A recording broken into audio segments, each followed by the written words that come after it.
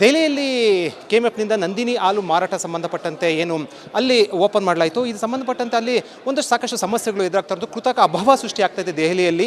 ಬೇರೆ ಏನು ಹಾಲು ಉತ್ಪಾದಕ ಸಂಬಂಧಪಟ್ಟ ಸಂಘಗಳು ಅನ್ನೋಂಥದ್ದು ಕೂಡ ಆರೋಪ ಕೇಳಿಬಂದಿದೆ. ಈ ಬಗ್ಗೆ ಮಾತ್ರ ಕೆಎಂಎಫ್ ಅಧ್ಯಕ್ಷರಾದಂತಹ ಭೀಮಾ ನಾಯ್ಕ ನಮ್ಮ ಜೊತೆ ಇದ್ದಾರೆ. ಸೊ ದೆಹಲಿಯಲ್ಲಿ ನಂದಿನಿ ಹಾಲು ಮಾರಾಟ ಅದಕ್ಕೆ ಸಮಸ್ಯೆ ಆಗ್ತಾ ಇದೆಯಾ ಏನು?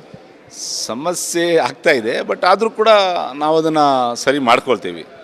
ಸಮಸ್ಯೆ ಆಗ್ತಾಯಿದೆ ಅಂತೇಳಿ ನಾವೇನು ಹಿಂತಿರುಗೋಕ್ಕಾಗಲ್ಲಲ್ಲ. ಸೊ ನಮ್ಮ ಟಾರ್ಗೆಟ್ ಏನಿದೆ, ಸೊ ಏನು ನಾವು 21ನೇ ತಾರೀಕು ಸನ್ಮಾನ್ಯ ಮುಖ್ಯಮಂತ್ರಿಗಳ ಅಮೃತ ಹಸ್ತದಿಂದ ನಾವೇನು ಚಾಲನೆ ಕೊಟ್ಟಿದ್ದೀವಿ. ಸೊ ನಾವು ಪ್ರಥಮವಾಗಿ ದಿನಕ್ಕೆ 10,000 ಲೀಟ್ರ್ ಮಾಡಬೇಕಂತೇಳಿ ನಾವೇನು ಗುರಿಯನ್ನು ಹೊಂದಿದ್ದೀವಿ. ಆ ಗುರಿ ನಾವು ಮುಟ್ಟಿದ್ದೀವಿ. ಆ ಗುರಿ ಮುಟ್ಟಿ ಇನ್ನೂ ಒಂದು 1,000 ಲೀಟ್ರ್ ಜಾಸ್ತಿ ಆಗಿದೆ. ನಿನ್ನೆ 11,000 ಲೀಟ್ರಕ್ಕೆ ನಾವು ರೀಚ್ ಆಗಿದ್ದೀವಿ. ಸೊ ಇನ್ನು ಒಂದು 30 ಡೇಸು 45 ಡೇಸಲ್ಲಿ ನಾವು 1 ಲಕ್ಷ ಲೀಟ್ರನ್ನ ರೀಚ್ ಮಾಡ್ತಕ್ಕಂಥದ್ದು ಗುರಿಯನ್ನು ನಾವು ಇಟ್ಕೊಂಡಿದ್ದೀವಿ. ಖಂಡಿತ ಒಂದು ವರ್ಷದಲ್ಲಿ ನಾವು 4ರಿಂದ 5 ಲಕ್ಷ ಲೀಟ್ರಿಗೆ ಏನು ನಾವು ಮಾಡಬೇಕಂತ ನಾವು ಪ್ರಾರಂಭ ಮಾಡಿದ್ದೀವಿ, ಅದು ಗುರಿನ ನಾವು ತಲುಪ್ತೀವಿ. ಸರಿ, ಅಲ್ಲಿ ಪ್ರಬಲವಾಗಿ ಮದರ್ ಡೈರಿ ಮತ್ತೊಂದು ಕಡೆ ಅಮೂಲ್ ಪ್ರಬಲವಾಗಿ ಇರುವಂಥದ್ದು ದೈತ್ಯ ಅಲ್ಲಿ ಆ ಭಾಗದಲ್ಲಿ ನಮಗೆ ಬಂದ ಮಾಹಿತಿ ಅಥವಾ ಅಲ್ಲಿ ಸುದ್ದಿ ಬರ್ತಾ ಇರುವಂಥದ್ದು ಎಲ್ಲೋ ಒಂದು ಕಡೆ ನಂದಿನಿ ಹಾಲು ಮಾರಾಟ ತಡಿಬೇಕು ಅನ್ನೋ ಹಿನ್ನೆಲೆಯಲ್ಲಿ ಕೃತಕ ಅಭಾವ ಸೃಷ್ಟಿ ಮಾಡ್ತಾ ಇದ್ದಾರೆ ಅನ್ನೋಂಥದ್ದು ಬೇರೆ ನಿಜನ ಗಮನಕ್ಕೆ ಬಂದಿದೆಯಾ? ಅಲ್ಲ, ನಮ್ಮ ಗಮನಕ್ಕೂ ಬಂದಿದೆ, ಖಂಡಿತ ಮಾಡ್ತಾ ಇದ್ದಾರೆ. ಅದ್ರ ಬಗ್ಗೆ ನಾನೀಗ ಸದ್ಯಕ್ಕೆ ಮಾತಾಡೋಕ್ಕೆ ಹೋಗಲ್ಲ. ಸೊ ಅದೆಲ್ಲದನ್ನು ಸರಿ ಮಾಡ್ಕೊಳ್ತೀವಿ. ಸೊ ನಮಗೆ ಗೊತ್ತಿತ್ತು ಈ ರೀತಿ ತೊಂದರೆ ಆಗುತ್ತೆ, ಈ ರೀತಿ ಎಲ್ಲ ಮಾಡ್ತಾರೆ ಅಂತಲೂ ನಮಗೆ ಗೊತ್ತಿದ್ದು ನಾವು ಪ್ರಾರಂಭ ಮಾಡಿದ್ದೀವಿ. ಸೊ ಅದಕ್ಕೆಲ್ಲ ನಮ್ಮ ಅಧಿಕಾರಿಗಳಿದ್ದಾರೆ, ನೋಡ್ಕೊಳ್ತಾರೆ, ನಮ್ಮ ಮಾರ್ಕೆಟಿಂಗ್ ಅಧಿಕಾರಿಗಳು. ಅದಕ್ಕೆ ನಾನು ಮತ್ತು ನಾಳೆ 9-10ನೇ ತಾರೀಕು ನಮ್ಮ MD ಮತ್ತು ನಾನು ನಮ್ಮ ಅಧಿಕಾರಿಗಳು ಹೋಗ್ಬೇಕಂತ ಮಾಡಿದ್ದೀವಿ. ಸಮಸ್ಯೆ ಉಂಟಾಗುತ್ತೆ ಅಂತ ಗೊತ್ತಿತ್ತು ಮುಂಚೆನೇ? ಅಲ್ಲ, 100% ನಮಗೆ ಗೊತ್ತಿದ್ದೇ ಪ್ರಾರಂಭ ಮಾಡಿದ್ದೀವಿ. ಅದೇ ನಾನು ಹೇಳಿದೆ, ನಾನು CM ಸಾಹೇಬ್ರಿಗೂ ಹೇಳಿದೆ, ನಾನು ಸರ್ ಇದೆ ಅಷ್ಟು ಈಸಿ ಅಲ್ಲ, ವೆರಿ ಟಫ್ ಜಾಬ್ ಇದೆ. ಸೊ ಇದಕ್ಕೆ ಟಫ್ ಅಂತ ಯಾಕೆ ಅನಿಸ್ತು ನಿಮಗೆ? ಅದು ನೀವು ಕೇಳಕತ್ತೀರಲ್ಲ, ಸೊ ಇದೆಲ್ಲ ನಡೀತಾ ಇದೆ ಅಂತ ಹೇಳಿದ್ರೆ ಇದು ನಮಗೆ ಮೊದಲೇ ಗೊತ್ತಿತ್ತು ಈ ರೀತಿ ಮಾಡ್ತಾರೆ ಅಂತೇಳಿ.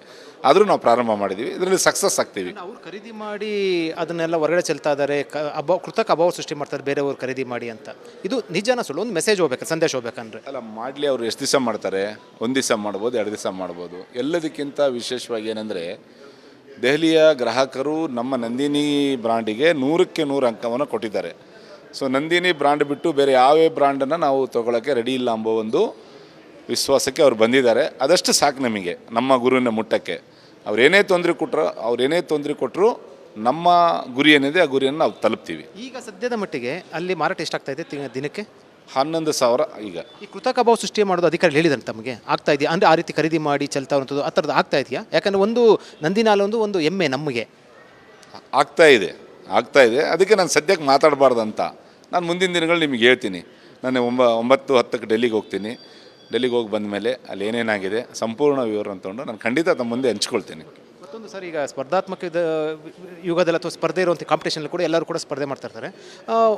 ಅಂದರೆ ನೀವು ಹೇಳೋ ಪ್ರಕಾರ ಏನಂತಂದರೆ ಒಂದು ಸ್ಪರ್ಧೆ ಮಾಡೋದು ಓಕೆ, ಆದರೆ ಈ ರೀತಿ ಒಂದು ರೀತಿಯಲ್ಲಿ ಒಂದು ಏನು ಕುತಂತ್ರ ಅನ್ಬೋದು ಏನು ಗೊತ್ತಿಲ್ಲ ತಗೊಂಡು ಕೃತಕ ಅಭಾವ ಸೃಷ್ಟಿ ಮಾಡೋದು, ಈ ಮೂಲಕ ನೀವೇನು ಅವ್ರಿಗೆ ಏನಂತ ಹೇಳ್ತೀರಾ ಅಂದರೆ ನಿಮ್ಮ ಕಾಂಪಿಟೇಟರ್ಗೆ? ನಾನೇನು ಹೇಳಕ್ಕೆ ಬಯಸ್ತೀನಿ ತಮ್ಮ ಮೂಲಕ ಅಂದರೆ, ಸೊ ಇದು ಕಾಂಪಿಟೇಷನ್ ಯುಗ, ನೀವು ಕಾಂಪಿಟೇಷನ್ ಮಾಡಿ, ಈ ರೀತಿಯಾದಂಥ ದುಸ್ಸಕ್ಕೆ ನೀವು ಕೈ ಹಾಕಬೇಡಿ. ಸೊ ನೀವು ಈ ರೀತಿ ಏನಾದರೂ ಮಾಡಿದರೆ ಖಂಡಿತ ಅದೇ ಈ ಅವ್ರೇನು ಮಾಡ್ತಾ ಇದ್ದಾರೆ, ನಾನು ಅದನ್ನು ಹೇಳಕ್ಕೆ ಹೋಗಲ್ಲ. ಅವ್ರೇನು ಮಾಡ್ತಾ ಇದ್ದಾರೆ, ಅದಕ್ಕೇನು ಕೈ ಹಾಕಿದ್ದಾರೆ ಅವರು. ನಂದಿನಿ ಹಾಲನ್ನು ತೆಗೆದುಕೊಂಡು ಹೊರಗಡೆ ಚೆಲ್ಲಿ ಕೃತಕ ಅಭಾವ ಸೃಷ್ಟಿ ಮಾಡ್ತಾ ಇದ್ದಾರೆ ಅನ್ನೋಂಥದ್ದು. ಹೌದು, ಅದನ್ನು ನಾನು ಹೇಳಕ್ಕೆ ಹೋಗೋದಿಲ್ಲ. ಸೊ ಅದ್ರ ಬಗ್ಗೆ ಎಲ್ಲ ಮಾಹಿತಿ ಬಂದಿದೆ. ಸೊ ಈ ರೀತಿ ಕೈ ಹಾಕಿದರೆ ಅಲ್ಲಿನ ಜನ ಸಂಪೂರ್ಣವಾಗಿ ಆ ಬ್ರ್ಯಾಂಡನ್ನೇ ತೆಗಿತಾರೆ. ಸೊ ಅವರಿಗೆ ಗ್ರಾಹಕರೇ ಉತ್ತರ ಕೊಡ್ತಾರೆ. ಅಂದರೆ ಈ ಮೂಲಕ ಒಂದು ಎಚ್ಚರಿಕೆ ಅಂತ ಹೇಳ್ಬೋದು ಅಥವಾ ಒಂದು ಮನವಿ ಅಂತ ಹೇಳ್ಬೋದು? 100% ಎಚ್ಚರಿಕೆ ಅಂತಲೇ ಅಂದ್ಕೊಳ್ಳಿ. ಗ್ರಾಹಕರೇ ಅವ್ರಿಗೆ ಉತ್ತರ ಕೊಡ್ತಾರೆ.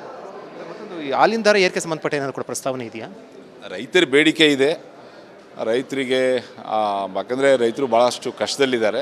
ಮತ್ತು ರೈತರು ಕೂಡ ಈಗ ಹಾಕ್ತಕ್ಕಂಥ ಫುಡ್ ಏನಿದೆ ಹಸುಗಳಿಗೆ, ಫೀಡ್ಸು ಎಲ್ಲ ರೇಟ್ಗಳು ಜಾಸ್ತಿ ಆಗಿದೆ. ಮತ್ತು ರೈತರಿಗೆ ವರ್ಕೌಟ್ ಆಗ್ತಾ ಇಲ್ಲ ಅನ್ನೋದು ಏನು ಸುಮಾರು 27 ಲಕ್ಷ ನಮ್ಮ ಹಾಲು ಉತ್ಪಾದಕ ರೈಟ್ ಇದ್ದಾರೆ. ಎಲ್ಲರ ಬೇಡಿಕೆ ಇದೆ. ಆ ಬೇಡಿಕೆನ ನಾನು ಸನ್ಮಾನ್ಯ ಮುಖ್ಯಮಂತ್ರಿ ಮುಂದಿಡ್ತೀನಿ. ಮುಖ್ಯಮಂತ್ರಿಗಳು ಏನು ತೀರ್ಮಾನ ತೊಗೊಳ್ತಾರೆ, ಸರ್ಕಾರ ತೀರ್ಮಾನ ತೊಗೊಳ್ತದೆ. ಎಷ್ಟು ಕೊಡಬೇಕು ಅಂತ ಸರ್ ಅವ್ರಿಗೆ ಬೇಡಿಕೆ? ಸೊ ಅವ್ರು 5 ರೂಪಾಯಿ ಕೊಡಬೇಕನ್ನೋ ಬೇಡಿಕೆ ಇಟ್ಟಿದ್ದಾರೆ. ಅಲ್ಲ, ಪ್ರೋತ್ಸಾಹನ 5 ರೂಪಾಯಿ ಕೊಡ್ತಿದೆ ಸರ್ಕಾರ. ಲೀಟ್ರಿಗೆ 5 ರೂಪಾಯಿ ಕೊಡಬೇಕು. ನೋಡಿ, ಈಗ ಸನ್ಮಾನ್ಯ ಮುಖ್ಯಮಂತ್ರಿಗಳು ಸಿದ್ದರಾಮಯ್ಯ ಸಾಹೇಬರು ಇವತ್ತು ದಿನನಿತ್ಯ 1 ಕೋಟಿ ಲೀಟ್ರ್ ಹಾಲು ಪ್ರೊಕ್ಯೂರ್ ಆಗ್ತಕ್ಕಂಥ 1 ಕೋಟಿ ಹಾಲಿಗೆ 5 ರೂಪಾಯಿ ಕೊಡ್ತಾ ಇದ್ದಾರೆ ಪ್ರೋತ್ಸಾಹನ. ಅವರು ದರ ಕೇಳ್ತಾ ಇದ್ದಾರೆ. ನಾವೇನು ರೈತರ ಹತ್ರ ಹಾಲಿನ ಶೇಖರಣೆ ಆಗುತ್ತೆ ಪ್ರತಿ ಮಿಲ್ಕ್ ಯೂನಿಯನ್ಗಳಲ್ಲಿ, ಹಾಲು ಉತ್ಪಾದಕರ ಸಂಘಗಳಲ್ಲಿ ಅಲ್ಲಿ ಇರ್ತಕ್ಕಂಥ ದರವನ್ನು ಕೇಳ್ತಾ ಇದ್ದಾರೆ. ಅದು 5 ರೂಪಾಯಿ ಕೊಡಬೇಕನ್ನೋದು ಅವ್ರ ಬೇಡಿಕೆ ಇದೆ ರೈತರದು. ಸೊ ಆ ಬೇಡಿಕೆನ ನಾನು ಸರ್ಕಾರ ಮುಂದೆ ಇಡ್ತೀನಿ. ಸನ್ಮಾನ್ಯ ಮುಖ್ಯಮಂತ್ರಿಗಳು ಮತ್ತು ನಮ್ಮ ಸಹಕಾರ ಸಚಿವರು ಮತ್ತು ನಮ್ಮ ಪಶು ಸಂಗೋಪನೆ ಸಚಿವರ ಸಮ್ಮುಖದಲ್ಲಿ ಸನ್ಮಾನ್ಯ ಮುಖ್ಯಮಂತ್ರಿ ಮುಂದೆ ಆ ಬೇಡಿಕೆ ಇಡ್ತೀವಿ. ಸರ್ಕಾರ ಮತ್ತು ಸನ್ಮಾನ್ಯ ಮುಖ್ಯಮಂತ್ರಿ ಏನು ತೀರ್ಮಾನ ತೊಗೊಳ್ತಾರೆ ಅದನ್ನು ನಾನು ಮತ್ತೆ ತಮ್ಮ ಮುಂದೆ ಹೇಳ್ತೀನಿ. 5 ರೂಪಾಯಿ ಈಗ ರೈತರಿಗೆ ಕೊಡೋ ವಿಚಾರ ಬಂದರೆ ಮತ್ತೊಂದು ಕಡೆ ಹಾಲಿನ ದರ ಏರಿಕೆ ಮಾಡೋಂಥ ಅನಿವಾರ್ಯ ಬಂದೇ ಬರುತ್ತೆ. ಅದು ಸರ್ಕಾರ ತೀರ್ಮಾನ ಮಾಡುತ್ತೆ. ಸರ್ಕಾರ ಏನು ತೀರ್ಮಾನ ತಗೊಳುತ್ತೆ ಅದಕ್ಕೆ ನಾವು ರೆಡಿ ಇರ್ತೀವಿ. ಇದು ಬಿಟ್ಟು ಮುಖ್ಯಮಂತ್ರಿ ಬದಲಾವಣೆ ವಿಚಾರವಾಗಿ ಕೇಳಿ ಬರ್ತಾ ಇರೋದು, ಪೇಪರಲ್ಲಿ ಬದಲಾವಣೆ ಗೊತ್ತಾಯ್ತು. ಡಿ ಕೆ ಶಿವಕುಮಾರ್ CM ಆಗೋ ಸಂಬಂಧಪಟ್ಟಂತೆ ಒಂದು ಪರೋಕ್ಷ ಹೇಳಿದ್ದು ಏನು ಅನಿಸುತ್ತೆ ರಾಜಕೀಯವಾಗಿರೋದು? ನೋಡ್ರಿ, ಇಲ್ಲಿ ಮುಖ್ಯಮಂತ್ರಿ ಸೀಟು ಖಾಲಿ ಇಲ್ಲ. ಓಕೆ, ಹಾಗಾಗಿ ಮೊನ್ನೆ ನಡೆದಂಥ 3 ಚುನಾವಣೆಯಲ್ಲಿ BJP ಮತ್ತು JDSನವರಿಗೆ ಈ ರಾಜ್ಯದ ಜನ ಒಂದು ಸ್ಪಷ್ಟ ಸಂದೇಶವನ್ನು ಕೊಟ್ಟಿದ್ದಾರೆ. ಯಾವುದೇ ಕಾರಣಕ್ಕೂ ಕಾಂಗ್ರೆಸ್ ಸರ್ಕಾರನ ಮುಖ್ಯಮಂತ್ರಿಯವ್ರನ್ನ ನೀವು ಮುಟ್ಟಕ್ಕಾಗಲ್ಲ ಅನ್ನೋ ಒಂದು ಸಂದೇಶವನ್ನು ಕೊಟ್ಟಿದ್ದಾರೆ. ಅದನ್ನು ಇಷ್ಟು ಮಾತ್ರ ಹೇಳಕ್ಕೆ ಬಯಸ್ತೀನಿ ನಾನು. ಅದೇ ಒಪ್ಪಂದ ಆಗಿದೆ ಅಂತ ಹೇಳ್ತಾ ಇರೋದು ನಿಜಾನ? ಅದು ನನಗೆ ಗೊತ್ತಿಲ್ಲ. ಸೊ ಅದು ಹೈಕಮಾಂಡಿಗೆ ಬಿಟ್ಟಿದ್ದ ವಿಚಾರ. ಸೊ ಆದರೆ ಸನ್ಮಾನ್ಯ ಸಿದ್ದರಾಮಯ್ಯನವರು ಮೊನ್ನೆ ನಡೆದಂಥ ಚುನಾವಣೆಯಲ್ಲಿ ಎಲ್ಲ ಜಾತಿ ವರ್ಗದ ಮತದಾರರು ಮತವನ್ನು ಹಾಕಿದ್ದಾರೆ. ಎಲ್ಲದಕ್ಕಿಂತ ವಿಶೇಷವಾಗಿ ಇವತ್ತು ಅಹಿಂದ ವರ್ಗವನ್ನು ಕ್ರೋಢೀಕರಣ ಆಗಿದ್ದು ಸನ್ಮಾನ್ಯ ಸಿದ್ದರಾಮಯ್ಯವರಿಂದ ಅಂತ ನಾನು ಈ ಸಂದರ್ಭದಲ್ಲಿ ಹೇಳಕ್ಕೆ ಬಯಸ್ತೀನಿ. ಸೊ ಮುಖ್ಯಮಂತ್ರಿ ವಿಚಾರ ಮಾಡ್ತಕ್ಕಂಥದ್ದು ಹೈಕಮಾಂಡಿಗೆ ಬಿಟ್ಟಂಥ ವಿಚಾರ. ಸೊ ಆದರೆ ಈ ರಾಜ್ಯದ ಜನ ಭಾಳ ದೊಡ್ಡ ಸಂದೇಶವನ್ನು ಕೊಟ್ಟಿದ್ದಾರೆ. ಕಾಂಗ್ರೆಸ್ ಸರ್ಕಾರ ಮತ್ತು ಸನ್ಮಾನ್ಯ ಸಿದ್ದರಾಮಯ್ಯವ್ರನ್ನ BJP ಆಗಲಿ JDS ಮುಟ್ಟಕ್ಕಾಗಲ್ಲ ಅನ್ನೋ ಒಂದು ಸಂದೇಶವನ್ನು 3 ಚುನಾವಣೆಯಲ್ಲಿ ಜನ ಅದಕ್ಕೆ ಉತ್ತರ ಕೊಟ್ಟಿದ್ದಾರೆ. ಸಂಪೂರ್ಣವಾಗಿ ಸಿದ್ದರಾಮಯ್ಯ ಬೆನ್ನಿಂದಿದೆ. 100ಕ್ಕೆ 100 ಅಹಿಂದ ಒಂದೇ ಅಲ್ಲ, ಎಲ್ಲ ಸಮಾಜದ ವರ್ಗದ ಬೆಂಬಲ ಸಿದ್ದರಾಮಯ್ಯವರಿಗಿದೆ. ಪ್ರಾಮಾಣಿಕ ಮಾತಾಡೋದಾದರೆ ಈ ಅಹಿಂದ ಸಮಾವೇಶ ಮಾಡಕ್ಕೆ ಕೊಟ್ಟಿದ್ದಂದರೆ ಹಿಂದುಳಿದ ವರ್ಗಗಳು ಸ್ವಾಭಿಮಾನ ಸಮಾವೇಶ ಸಿದ್ದರಾಮಯ್ಯವರು ಕೆಲವೊಂದು ಕಡೆ ಒಂದು ಅಡೆಯಾಗಿದ್ದು ಸರಿ ಅನಿಸುತ್ತೆ ನಿಮಗೆ? ಅಲ್ಲ, ಅದಕ್ಕೆಲ್ಲ ನಮ್ಮ ಅಧ್ಯಕ್ಷರು ಮತ್ತು ನಮ್ಮ ಮುಖ್ಯಮಂತ್ರಿ ಅವರೇ ಉತ್ತರ ಕೊಡ್ತಾರೆ. ಆ ಸಮಾವೇಶದ ಬಗ್ಗೆ ಅದು ಜಾಸ್ತಿ, ಯಾಕಂದರೆ ಅಷ್ಟು ದೊಡ್ಡವನಲ್ಲ ನಾನು. ಸೊ ಅದಕ್ಕೆಲ್ಲ ನಮ್ಮ ACC ಅಧ್ಯಕ್ಷರು ಮತ್ತು ಅವರೆಲ್ಲ ಮಾತಾಡಿದ್ದಾರೆ. ಮಲ್ಲಿಕಾರ್ಜುನ್ ಖರ್ಗೆ ಸಾಹೇಬರು, ಸನ್ಮಾನ್ಯ ಮುಖ್ಯಮಂತ್ರಿಯವರು ಮಾತಾಡಿದ್ದಾರೆ. ಸನ್ಮಾನ್ಯ ನಮ್ಮ KPCC ಅಧ್ಯಕ್ಷರು, ಉಪಮುಖ್ಯಮಂತ್ರಿ DK ಶಿವಕುಮಾರ್ ಅವರು ಮಾತಾಡಿದ್ದಾರೆ. ಅದಕ್ಕೆಲ್ಲ ನೀವು ಅವ್ರ ಹತ್ರನೇ ಕೇಳಬೇಕು. ಹಿಂದುಳಿದ ದಲಿತರು ಅಹಿಂದ ಟೋಟಲ್ ಆಗಿ ತಿರುಬೀಳುತ್ತೆ ಅನ್ಬೋದಾ? ಸೊ ಅದು ಇಡೀ ರಾಜ್ಯಕ್ಕೆ ಗೊತ್ತಿದೆಯಲ್ಲ, ಎಲ್ಲರಿಗೂ ಗೊತ್ತಿದೆ ಅದು. ಸೊ BJPಯವರಿಗೂ JDSಗೆ ಗೊತ್ತಿಲ್ಲ, ಅವರಿಗೆ ಎಲ್ಲರಿಗೂ ಗೊತ್ತಿದೆ ಅದು. ಕಾಂಗ್ರೆಸ್ ಅವ್ರಿಗೆ ಗೊತ್ತಿಲ್ಲ CM ಬದಲಾವಣೆ? ನಮ್ಮರಿಗೆ ಯಾಕೆ ಹೇಳ್ತೀರಾ ಕಾಂಗ್ರೆಸ್ ಅವರಿಗೆ? ನಾನು ಹೇಳ್ತಿರೋದು JDS ಮತ್ತು BJPಯವರಿಗೆ ಹೇಳ್ತಿರೋದು. ಸೊ ನಮ್ಮರಿಗೆ ಯಾಕೆ ಅದರಲ್ಲಿ ತಗಲಾಗ್ತೀರಾ ನೀವು? ಸಿದ್ದರಾಮಯ್ಯವ್ರನ್ನ ಬದಲಾವಣೆ ಯಾವುದಿಲ್ಲ ಅಂತ ಹೇಳ್ತೀರಾ? ಸೊ ನೋಡಿ, ಈಗ ನೀವು ಕಳೆದ 3-4 ತಿಂಗಳಿಂದ ಎಲ್ಲರೂ ಹೇಳಿದ್ದಾರೆ. ಸ್ವತಃ DK ಶಿವಕುಮಾರ್ ಸಾಹೇಬರು ಹೇಳಿದ್ದಾರೆ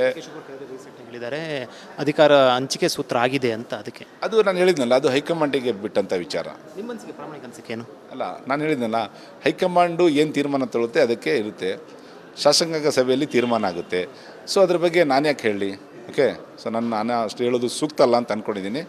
ಬಟ್ ಸಿದ್ದರಾಮಯ್ಯನವರು, ನನಗೆ ತಿಳಿದಂಗೆ ಸಿದ್ದರಾಮಯ್ಯನವರು 5 ವರ್ಷ ಮುಖ್ಯಮಂತ್ರಿ ಆಗ್ತಾರೆ ಅನ್ನೋದು ಇಡೀ ರಾಜ್ಯದ ಜನರ ಒಂದು ಬೈಕೆ ಮತ್ತು ರಾಜ್ಯದ ಆಸೆ ಇದೆ. ಸೊ ಹೈಕಮಾಂಡ್ ಏನು ತೀರ್ಮಾನ ಮಾಡುತ್ತೆ ನೋಡೋಣ. ಬಟ್ ಅಹಿಂದ ವರ್ಗ ಸಂಪೂರ್ಣವಾಗಿ ಅವ್ರ ಬೆನ್ನಿಗಿದೆ. 100ಕ್ಕೆ 100 ಎಲ್ಲ ಸಮಾಜದ ವರ್ಗದ ಬೆಂಬಲ ಸಿದ್ದರಾಮಯ್ಯವರಿಗಿದೆ. Thank you. ಇದು ಭೀಮನಾಯಕರವರ ಹೇಳಿಕೆ. ಅವ್ರು ಹೇಳ್ತಾ ಇರುವಂಥದ್ದು ನಂದಿನಿ ಹಾಲು ಸಂಬಂಧಪಟ್ಟ ದೆಹಲಿಯಲ್ಲಿ ಒಂದು ಸಮಸ್ಯೆ ಎದುರಾಗ್ತಾ ಇರುವಂಥ ಮಾರಾಟಕ್ಕೆ ಕೃತಕ ಅಭಾವ ಸೃಷ್ಟಿ ಆಗ್ತಾ ನಿಜ ಅಂತ ಹೇಳುವ ಮೂಲಕ ಒಪ್ಕೊಂಡಿರುವಂಥದ್ದು. ಜೊತೆಗೆ ಇದನ್ನು ಸಮಸ್ಯೆ ಬಗೆಹರಿಸಿ ಅಂತ ಹೇಳಿರುವಂಥದ್ದು. ಕ್ಯಾಮರಾ ಪರ್ಸನ್ ಮಧು ಜೊತೆ ವಿಜಯ ಜನರಲ್ ರಿಪಬ್ಲಿಕ್ ಟಿವಿ, ಬೆಂಗಳೂರು.